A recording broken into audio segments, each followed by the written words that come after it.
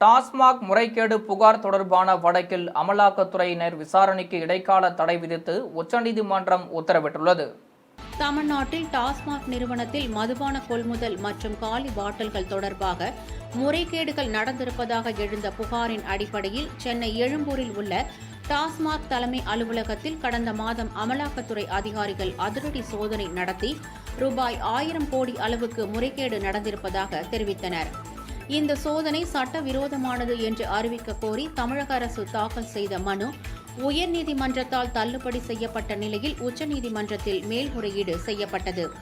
இந்த மனு தலைமை நீதிபதி PR கவாய் தலைமையிலான அமர்வு முன்பு இன்று விசாரணைக்கு வந்தது. அப்போது டாஸ்மாக் வழக்கில் அமலாக்கத்துறை வரம்பு மீறி நடக்கிறது என்றால் ஒட்டுமொத்த அரசு நிறுவனத்தையும் எப்படி நீங்கள் விசாரிக்க முயற்சிப்பீர்கள்? தனிநபர் செய்த தவறுக்கான ஒரு நிர்வாகத்தின் மீது நடவடிக்கை எடுப்பதா என்று கண்டனம் தெரிவித்தனர்.